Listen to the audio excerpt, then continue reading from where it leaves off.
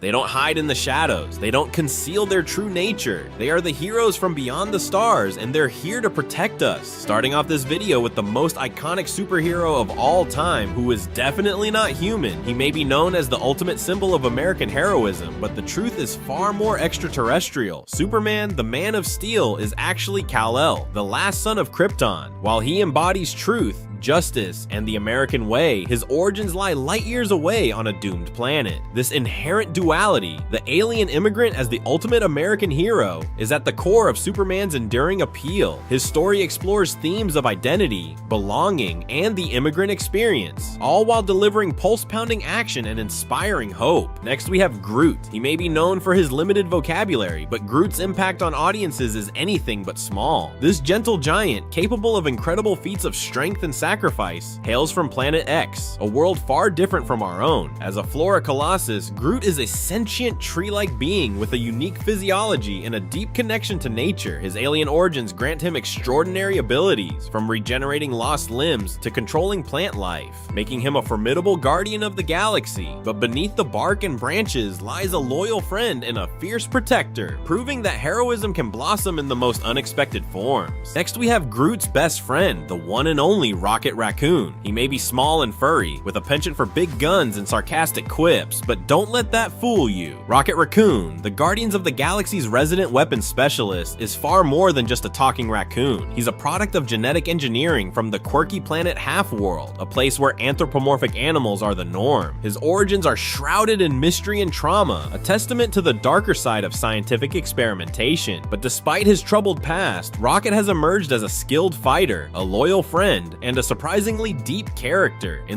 Next, we have the God of Thunder, who is also not human. He may be a god among men, wielding the mighty hammer Mjolnir and commanding the power of lightning, but Thor's true origins lie beyond the realm of earthly mythology. Hailing from Asgard, a fantastical realm connected to Earth by the Bifrost Bridge, Thor is an alien in the most literal sense. While he shares a deep connection with humanity and often defends Earth from harm, his Asgardian heritage grants him abilities far beyond those of mortal men. This godlike alien, with his flowing golden locks and booming laughter, embodies the strength and nobility of an ancient warrior race. In this exploration of Thor, we'll journey to the golden realm of Asgard, delve into the rich tapestry of Norse mythology that inspires his character, and examine how his extraterrestrial origins inform his role as a protector of both Earth and the cosmos. Next, this surfer doesn't hail from our planet. He glides through the cosmos on a surfboard of pure cosmic energy, a shining beacon of power and melancholy. The Silver Surfer, once known as Norrin Radd, is a tragic figure, a noble soul forever bound to serve the planet-devouring Galactus. Hailing from the peaceful planet Zen-La, Norrin sacrificed his own freedom to save his homeworld, becoming a herald for the cosmic entity. Imbued with the power cosmic, the Silver Surfer possesses incredible abilities, from manipulating matter and energy to traversing the universe at unimaginable speeds.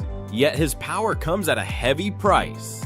A constant reminder of his Faustian bargain and the destruction he unwillingly heralds.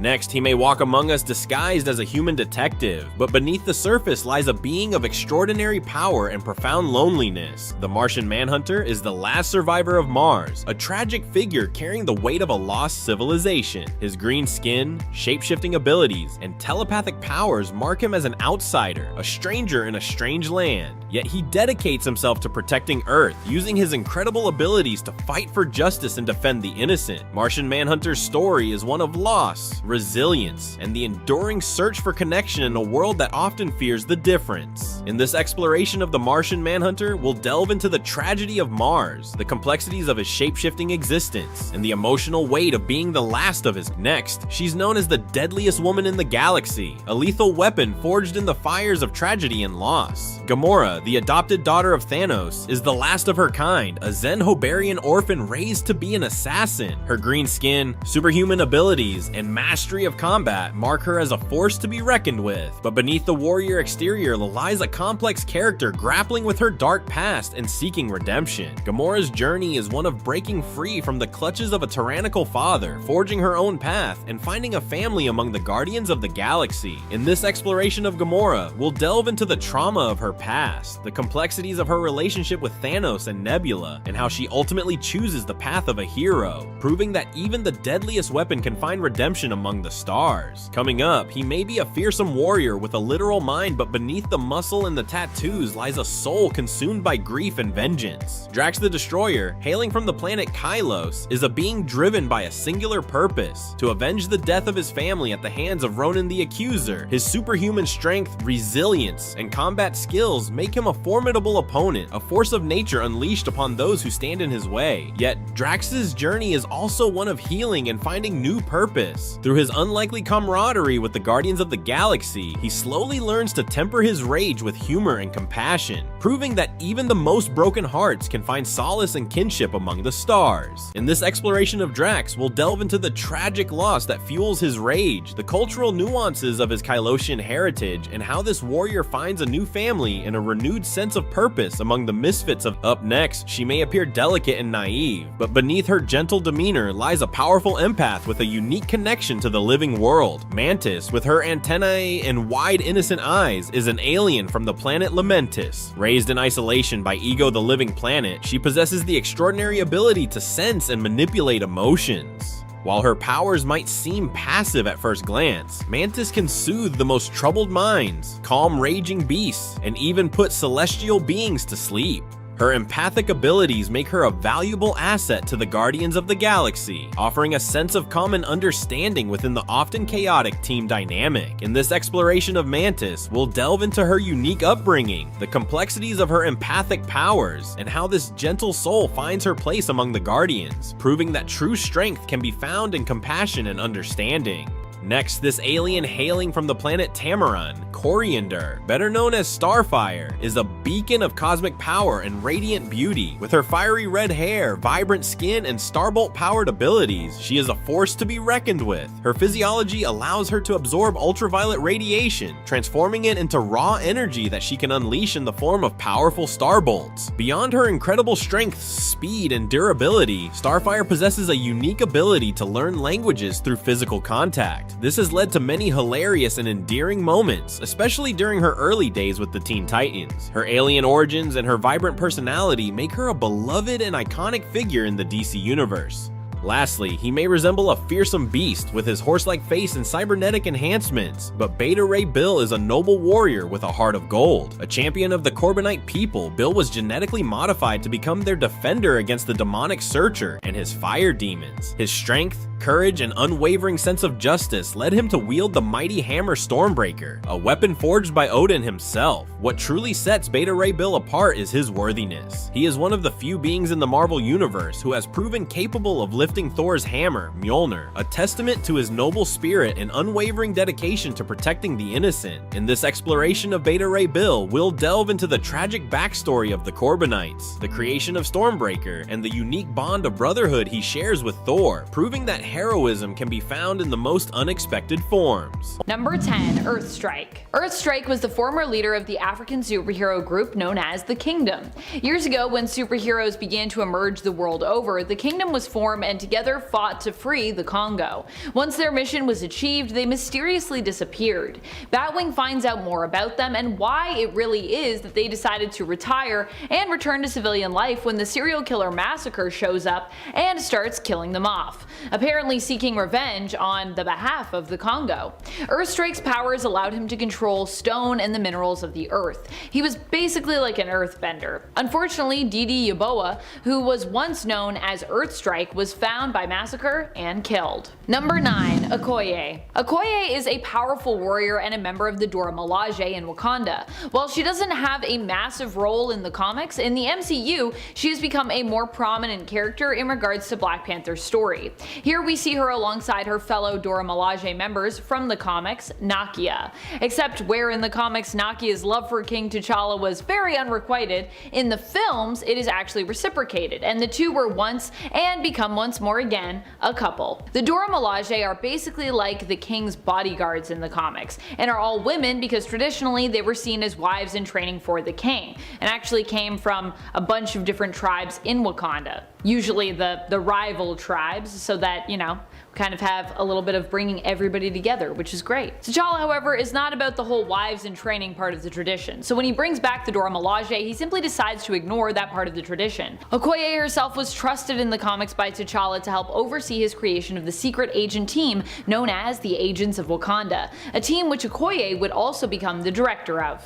And friends, before we move on to this next spot, if you are loving this list and you want more lists like it where we talk about all sorts of different places around the world, be sure to show your love by giving this video a thumbs up. There's lots of cool places to talk about.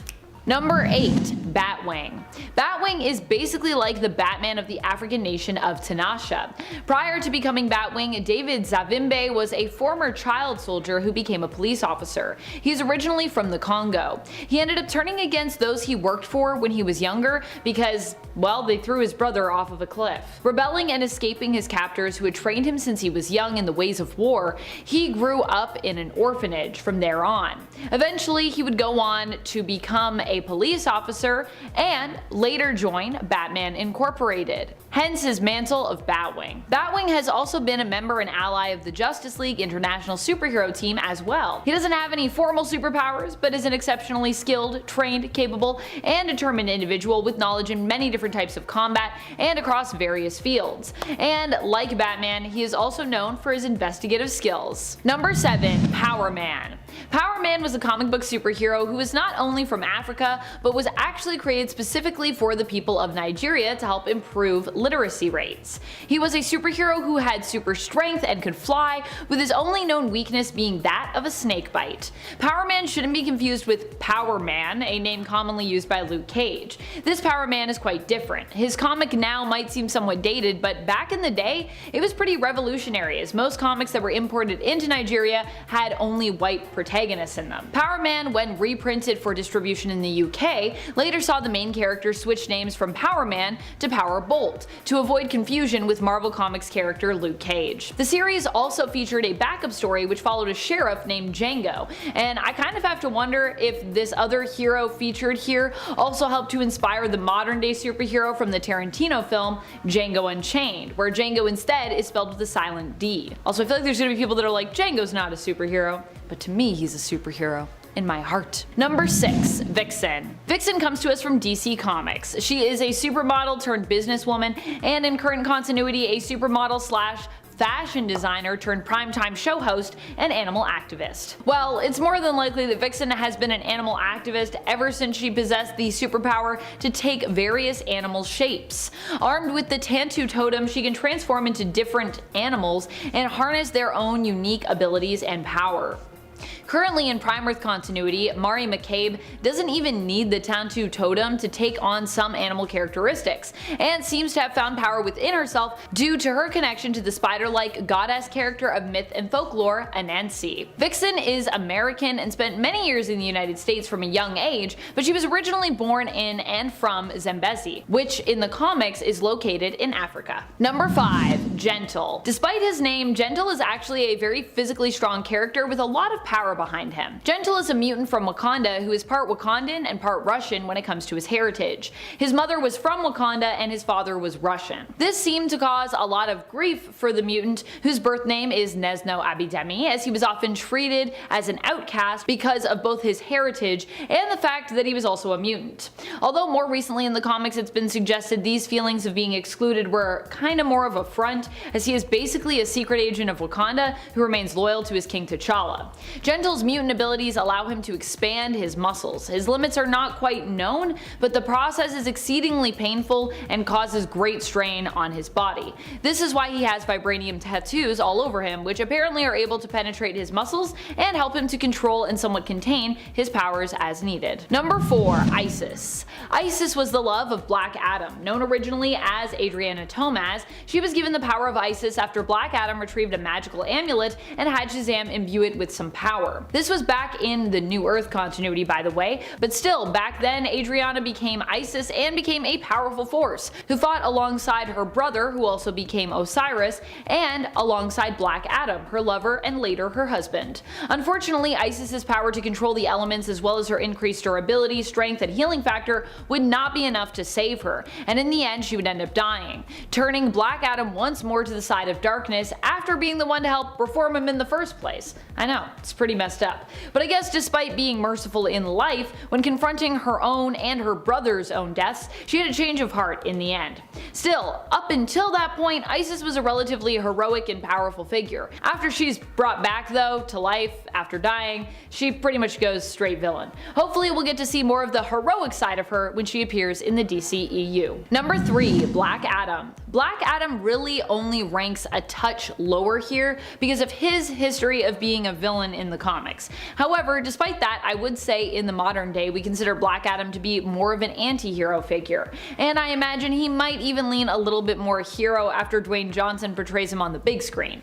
Teth Adam was actually an Egyptian who was enslaved. He was granted the powers of Shazam when his nephew Aman, who was bestowed with them, shared said powers with him, but ended up locked away in the Rock of Eternity and stripped of all power after he misused those powers, killing his own nephew in the process as he believed it was necessary. He was like, I need all this power for myself because the way that we both want to free Kandak is not right. Your way is not probably gonna work, so I'm just gonna kill you and then I'll have all the power and then I'll do it my way.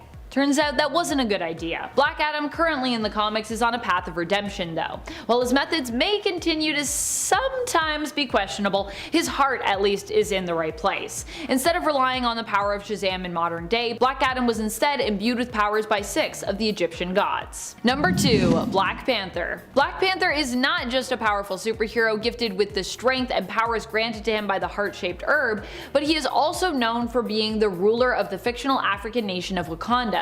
In the comics, this nation showcases a beautiful coming together of both the new and the old. It blends the wisdom of tradition, respecting the tribal heritage of the land, with new age technology, with Wakanda getting to enjoy many advancements and comforts due to their supply of vibranium, one of the most versatile and durable substances in the world. Of course, vibranium didn't come from the Earth itself, but actually is believed to be alien in origin. Combine the power and skills of T'Challa, aka Black Panther, with his connection to both Wakanda and at one point the underworld, and you have a stupendously powerful hero on your hands. Number 1. Storm. I mean, we can't have a list like this without mentioning Storm, now can we? Storm is an immensely powerful mutant who is also currently the regent of Mars, joining up with the ruling council of Arakko. So not only is she powerful currently when it comes to her superpowers, abilities, prowess as a fighter, and her strength of character, but she also now is powerful in the sphere of influence as well.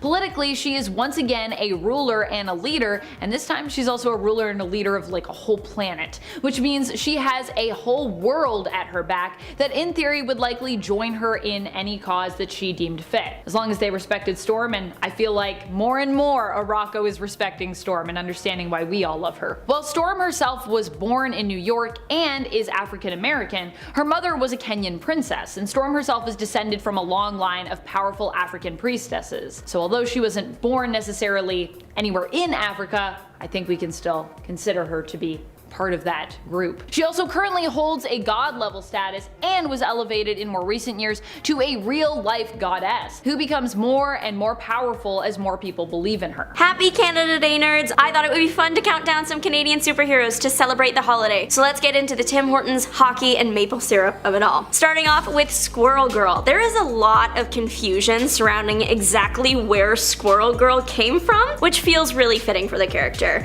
What we do know is she has dual citizenship, Canadian-American. Marvel claims that she is from California, but one of her parents is from Canada and they do have a cottage up here that she visits. Plus, it makes sense that Squirrel Girl would have Canadian and American roots. The US is in first place when it comes to squirrel population and Canada is in third. It's an honor to say that Squirrel Girl is technically a Canadian superhero, considering she might just be the most powerful being in the Marvel universe, at least in the meme world. Because her premise is like a little bit ridiculous, it's become a Marvel meme that Squirrel Girl is insanely powerful and can defeat any foe. Ranging from Dr. Doom to Galactus to Magneto, it doesn't matter, she's gonna win. There is a reason why her series was called Unbeatable Squirrel Girl. Number 9. Deadpool. This might shock you, but Deadpool is Canadian. Honestly, this is the first time I'm hearing about this. I thought that Ryan Reynolds was the only Canadian thing about Deadpool. I mean, like, can you blame me? Look at the material. Even the official Marvel website describes the merc as the least Canadian person ever. It was also up in the air for the longest time what Deadpool's official backstory was. The hero is an unreliable narrator because he loves to lie, and also like his memories are pretty scrambled, so he had a bunch of different possible origin stories. Deadpool was created under Department K, which was a covert branch of the Canadian government that revived the Weapon X program, the program that experimented on another famous Canadian hero, Wolverine. Wade Wilson might have been experimented on by Canadians, but that didn't mean that he was a Canadian. He could have just been having a really rough vacation or accidentally ended up on the nice side of Niagara Falls, you know? It was confirmed in I think like 2014 that he was actually from Canada, even though he doesn't really remember that part of his life. Despite the fact that this hero didn't grow up in Canada, he wears the red well. Some fans speculate that Ryan Reynolds' casting as Deadpool ended up influencing the comic origins, but that is up for debate. Number 8. Department K is responsible for another major hero that is certainly having his moment right now, the Sentry or Robert Reynolds. The Sentry's Canadian citizenship is also up for debate. His official place of birth or where he grew up has actually yet to be revealed, but many fans theorize that he's from Canada due to the involvement of the covert branch of the Canadian government, Department K. Department K worked with the US Rebirth operation to create the serum that made Bob the Sentry. If you have seen the latest MCU film Thunderbolts or the New Avengers, you would know that Bob certainly apologizes enough to be Canadian. Of course, due to the fact that it's not confirmed whether or not saying sorry secures your citizenship, and we don't know where exactly Bob comes from, he places pretty high on the list today. Number 7. Snowguard. Amka Alayak. Amka Alayak made her debut as the Canadian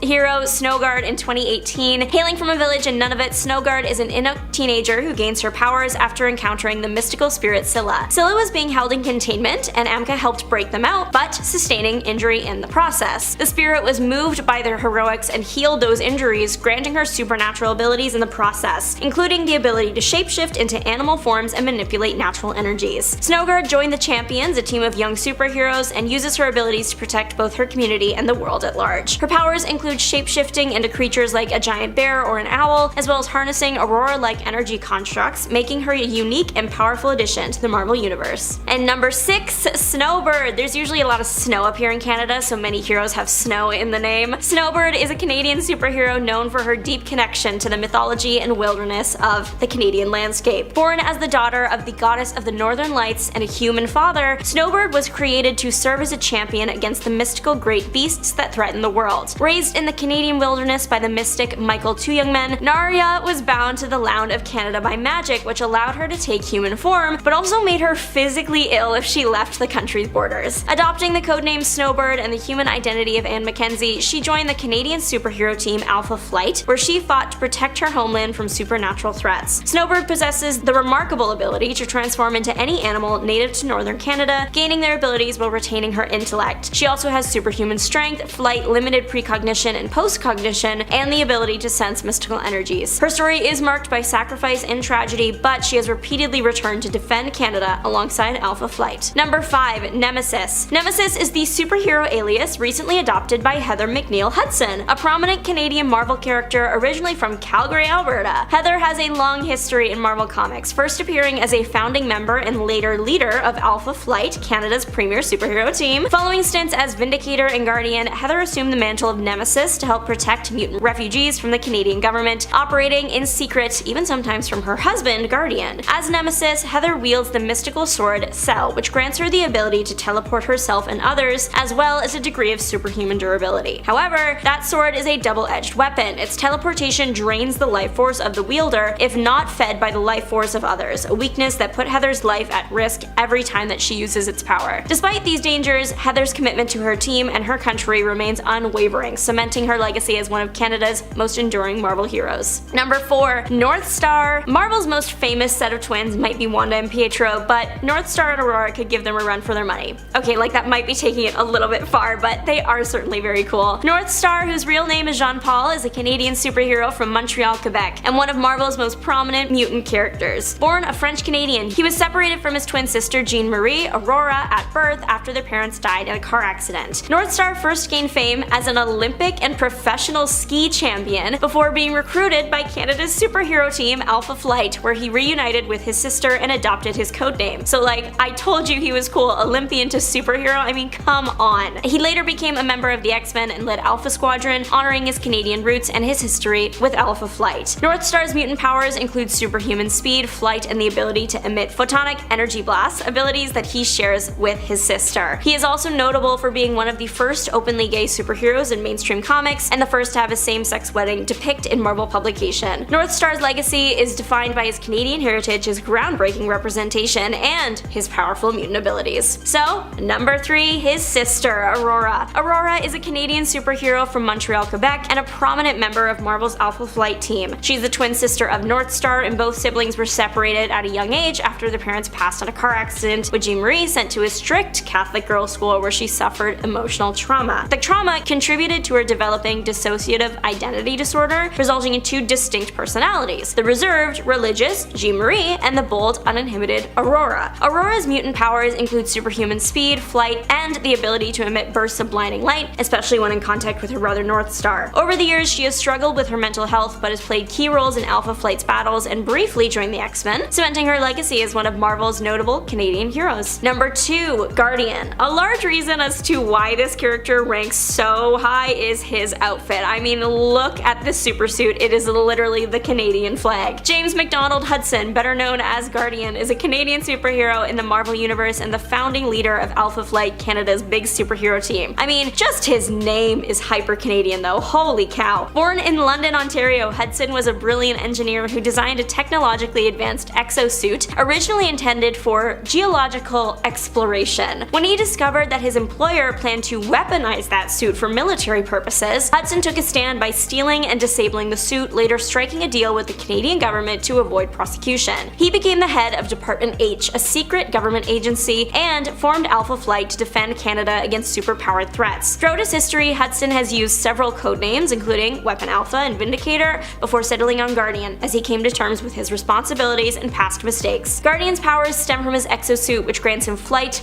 energy projection, force fields, and enhanced strength, making him a formidable leader and protector of Canada. His costume is modeled after the Canadian flag, of course, emphasizing his role as the nation's symbolic defender. And of course, number 1 is going to be Wolverine. Like, literally, who else could be in this spot? Wolverine is the quintessential Canadian superhero. Hailing from the unforgiving plains of Alberta, and that is coming from someone who grew up there, Wolverine's chaotic origins only serve to make the hero more appealing to fans across the world. Maybe Wolverine doesn't say sorry as much as the average Canadian, but he does wear plenty of flannel to make up for that. Not only is Wolverine from Canada, but he is Canada. I think we have a statue of him somewhere in Alberta. The man has worked for the Hudson's Bay Company, like the original fur trading company, not the department store, RIP to her by the way. He joined the Canadian Forces and was a paratrooper for the 1st Canadian Parachute Battalion. You might recall in Deadpool and Wolverine that the CN Tower appeared in the void. That's a nod to Wolverine's, Deadpool's, and Ryan Reynolds' Canadianness.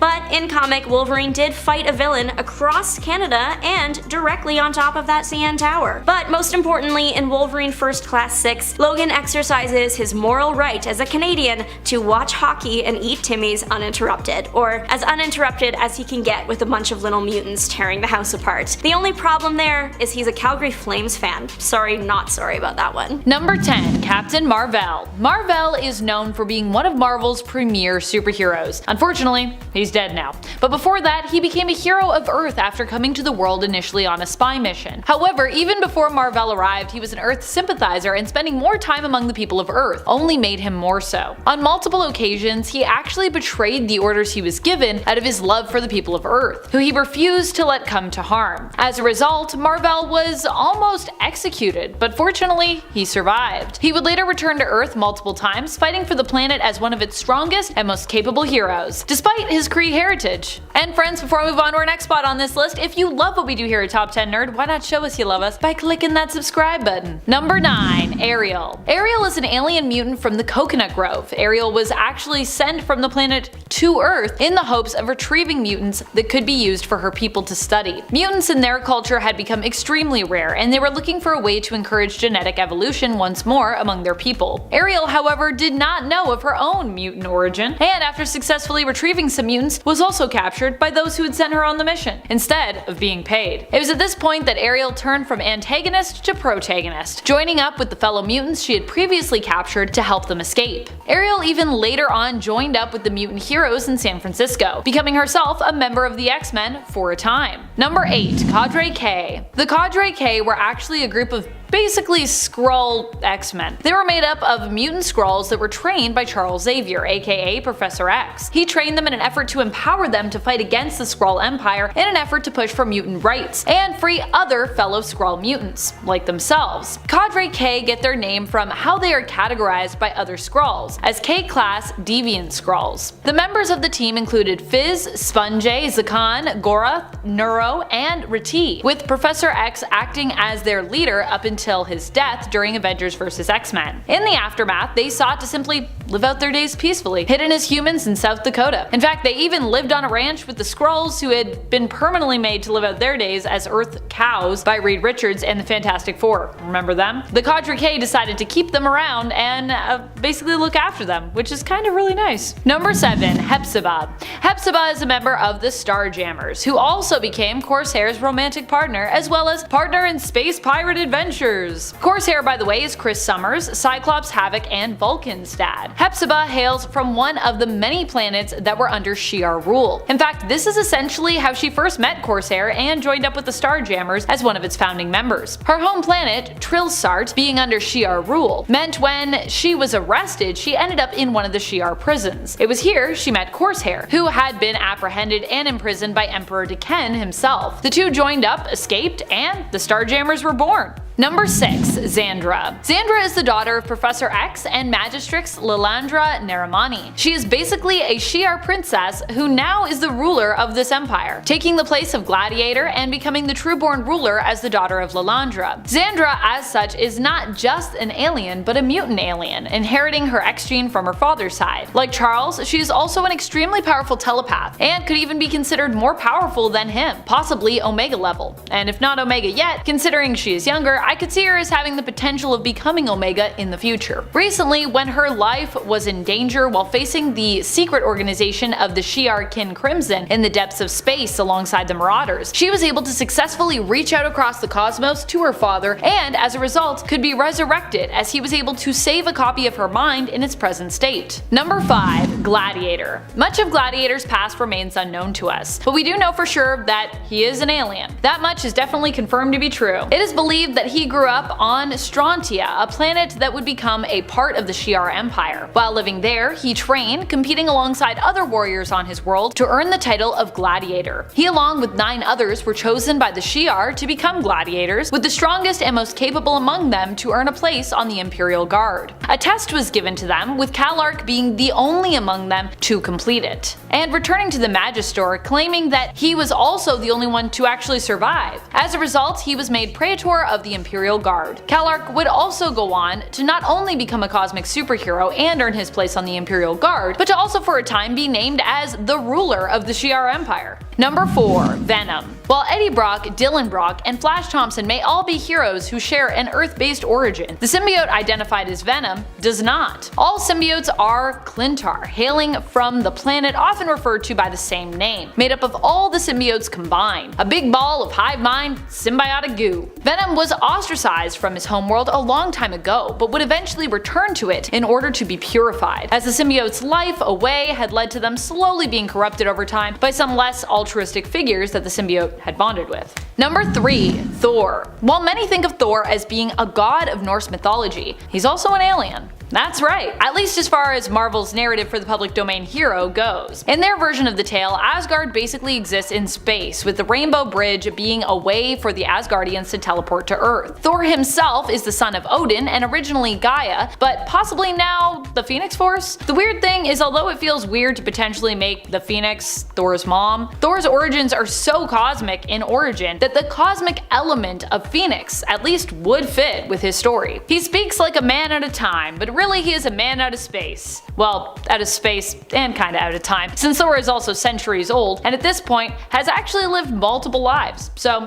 Thor isn't just a god, he's a cosmic space god. Number 2. Hulkling. Hulkling is another one that we more associate with Earth, but in reality, he's actually from outer space, having come to Earth when he was but an infant. He was brought here in order to be protected. He was not safe on the Skrull homeworld as a result of his heritage, being half Kree and half Skrull, the son of the Skrull princess Anel and the Kree champion Captain Marvel. He was raised as such, not knowing of his true heritage, by his Skrull foster mother, one of Anel's handmaidens. Both he and his adoptive mother adopted a human form as he grew up on Earth. Eventually, he would reveal himself to have powers and join the Young Avengers, only later learning the true origin of his shapeshifting abilities, that he was in fact a Skrull, and even later learning that he was heir to the throne and the key to stopping the long war between the Kree and Skrull as a claim to rule with heritage from both sides. Hulkling would accept this responsibility, however, becoming Emperor Hulkling, also known as Doric VIII, and later as Doric Vel. Number 1. Silver Surfer. When it comes to heroes at Marvel Comics that come from outer space, there can be no one more iconic than Silver Surfer. Silver Surfer is so outer space, I feel like I see stars when I look at him. And to be honest, it's probably because he's usually surfing past them in the comics. It's usually in the background, often being most at home in terms of his artistic style out in the brilliant cosmos. I mean, he's literally a silver man on a silver surfboard,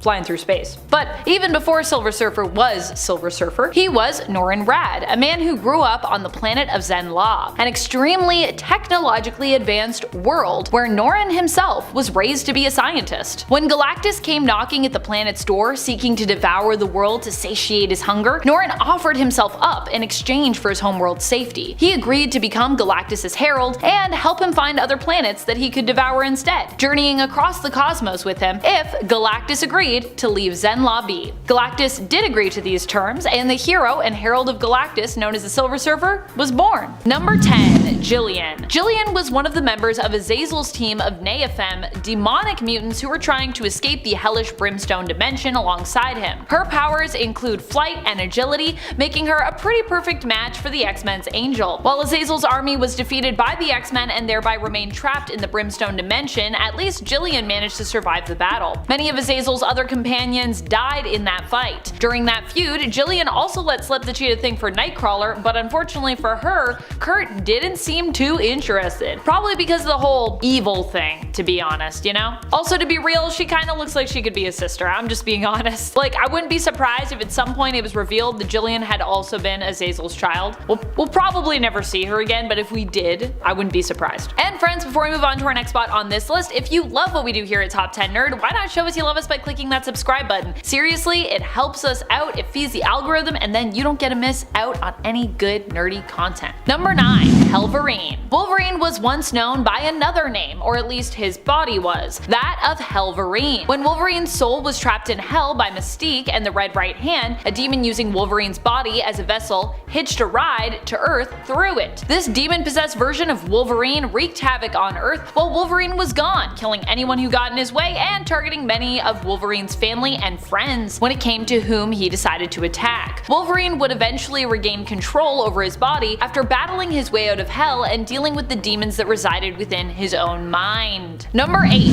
Solemn. Solemn is actually one of my favorite of the new mutants we've gotten. He was created to act as a foil to Wolverine. Where Wolverine has an adamantium-coated skeleton, Solemn instead has adamantium skin. Although to be clear, Wolverine's adamantium is not innate, but Solemn's is connected to his mutant powers. It is innate. I also think of Solemn as a sort of replacement for Daken when it comes to how he lives his life and how he enjoys tormenting and messing with Wolverine. He's an ally who will always pretty much stab you in the back. And though he isn't related to Wolverine, I do feel like he has a similar look to his son Daken as well. And I love it when Akihiro was bad as much as I love him now being good. So it's nice to see a character who fits a similar role but with a different approach. Solemn is one of the Arako mutants and therefore is not considered to be from Earth originally. Technically not anymore because, you know, Arako became Mars, became Arako, and that was a whole thing that happened. Number 7. Bru. Bru is possibly one of my favorite alien mutants to have ever existed. He is very much an alien mutant in every sense of that term. Bru is a member of the Brood race, hence his name, but is unique in that he doesn't have the same instincts as other Brood. Where other Brood are actually genetically predisposed to enjoy inflicting pain on others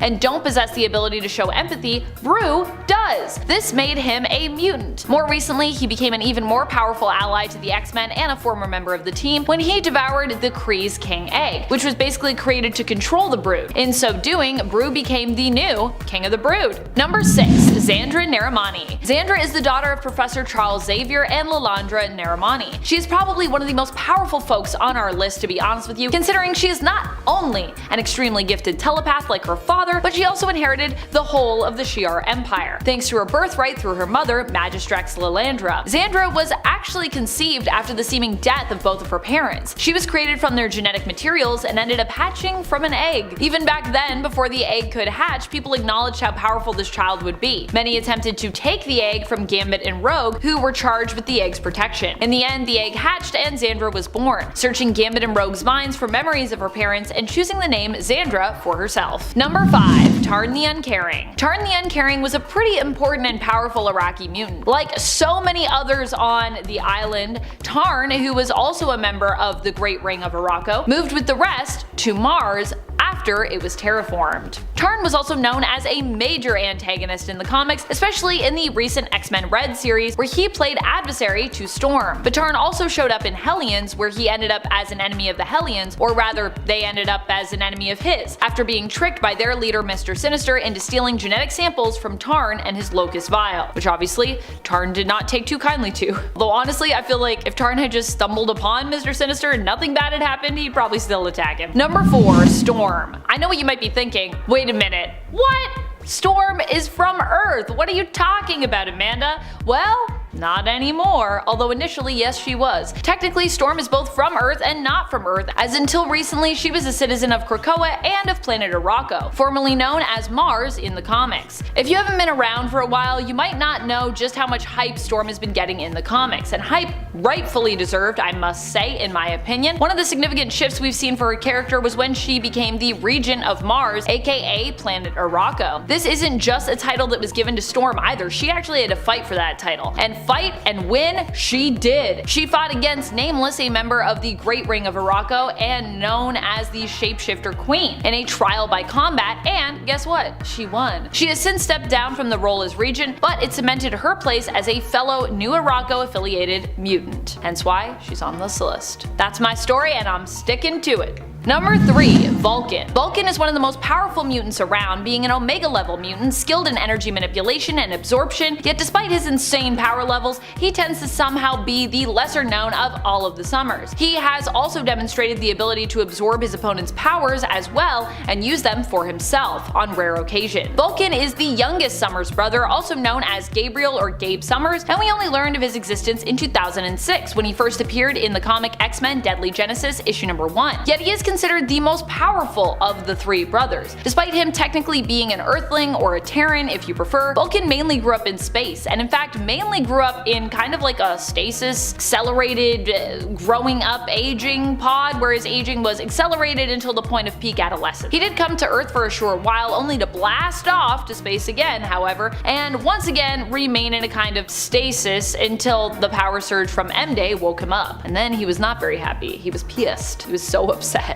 when he woke up. Number 2. Iska the Unbeaten. Iska is truly invincible.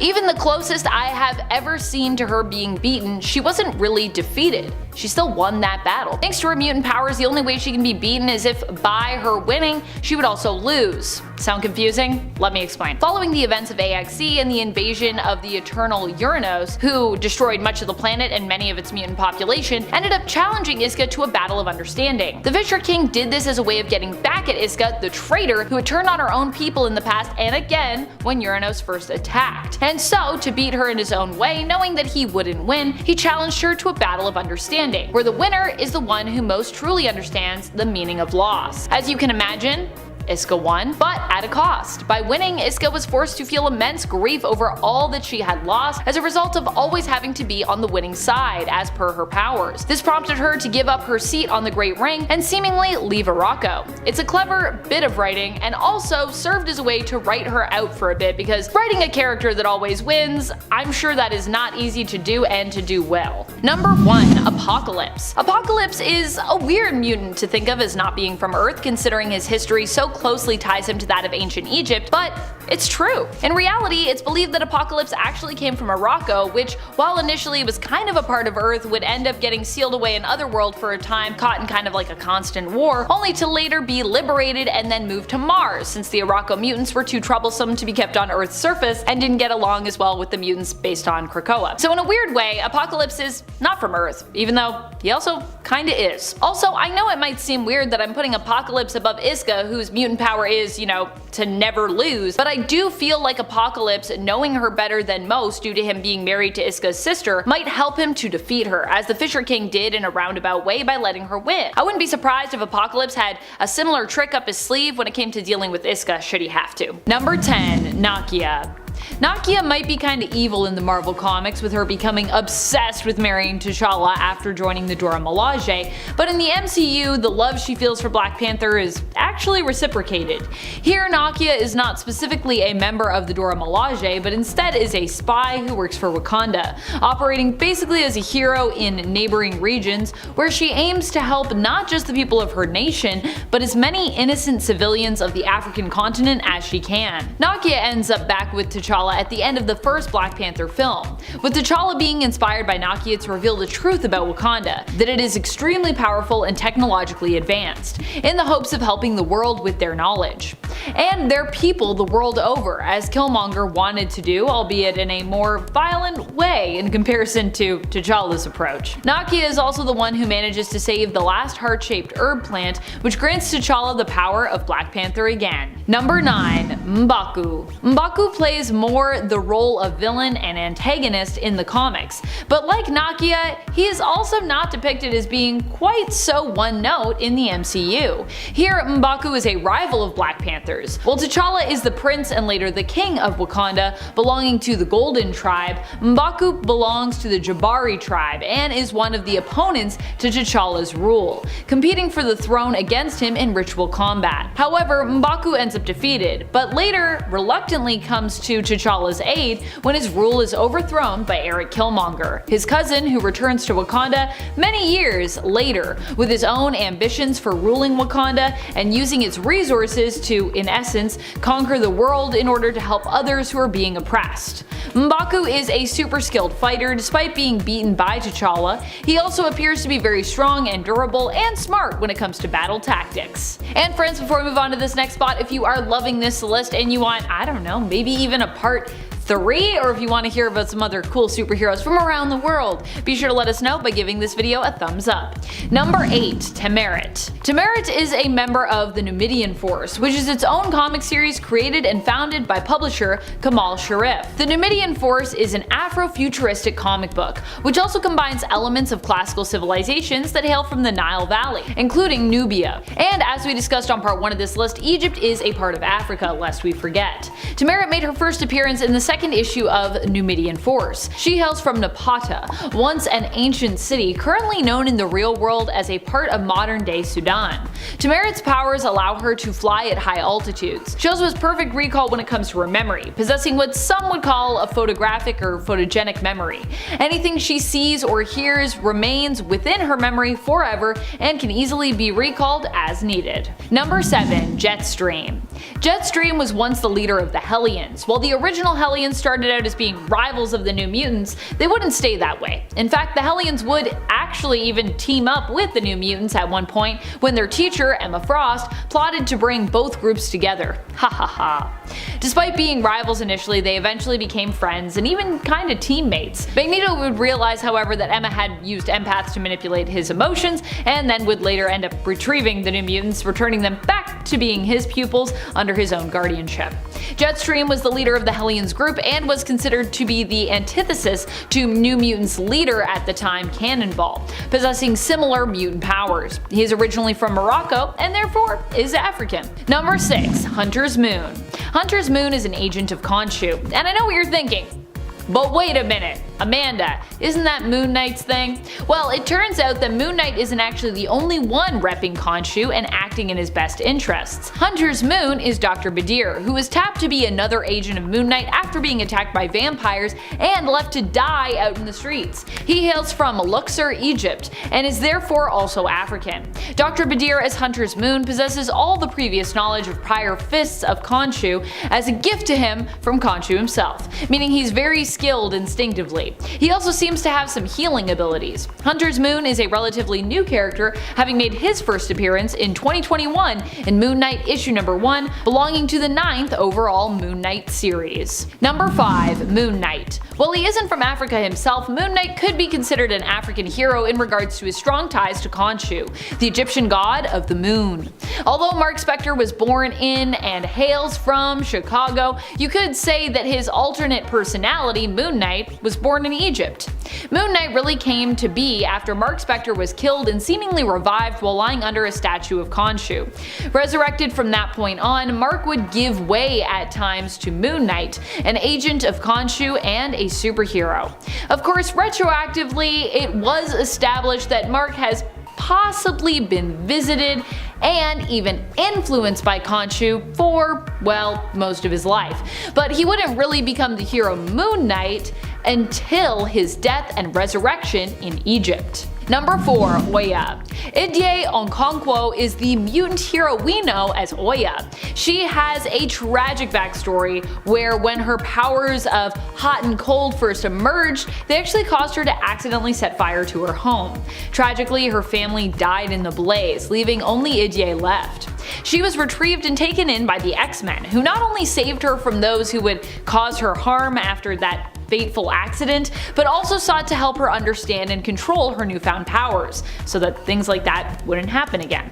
Oya is originally from Oyo State in Nigeria. She has been shown to not only be pyrokinetic, but also chronokinetic, with the ability to control and manipulate both fire and ice simultaneously. Number 3. Black Panther. T'Challa hasn't been the only one to wear the Black Panther mantle before. Shuri, his sister, is actually another prominent character who has also been known as the Black Panther. Shuri initially took over when T'Challa died, and continued on while he became one of the rulers of the underworld, basically. Even when T'Challa returned to life and Wakanda, he actually felt like Shuri was doing such a good job and knew how much pride his sister took in that mantle that for a time, she actually carried on being Black Panther as well. Shuri, since she was young, wanted to be a great fighter like her father and her brother. She also dreamed of one day becoming the Black Panther, and for a time in the comics, this dream was able to be realized. Also, like T'Challa, Shuri's pretty much a genius, so not only is she powerful this way, but she's also powerful this way. Number 2. Karnak. Karnak is a member of the Numidian Force. Karnak himself is from Napata, an ancient city of Kush. In modern day, we know this location as Karima, Sudan. Karnak is the leader of the Numidian Force team, and made his first appearance in issue number 1 of the Numidian Force series. He possesses super strength, flight, and super speed, with the ability to move faster than the speed of light. He also possesses a staff, which allows him to manipulate the life force energy of others. All in all, I think his power set is pretty impressive. You know me though, I'm a big fan of heroes who can move really fast. I think super speed is one of the most impressive powers out there. Number 1. Guardian Prime. Guardian Prime comes from the Nigerian comic book publisher Comic Republic. Tunde Jaya is Guardian Prime, who finds out that he is one of the Guardians created by Gaia to protect the Earth and humanity. He hails from Lagos, Nigeria, and has powers similar to DC's Superman. He can fly, create, and harness intense heat and is super fast and super strong. He can go from the sun to Earth in 15 minutes. He also is nigh invulnerable and can temporarily grant invulnerability to anything that he touches. All in all, Guardian Prime needs to take our top spot because he is so strong. Not only that, but he is also an African hero made by an African publisher, which I think is super cool. And what's more, Guardian Prime is actually just the flagship character for Comic Republic, so he's also not their only superhero either. They have more in their roster. And hopefully we'll get to learn more about them soon, because I think they also signed a deal and they're gonna be like coming to the big screen? I don't know. I'm here for it.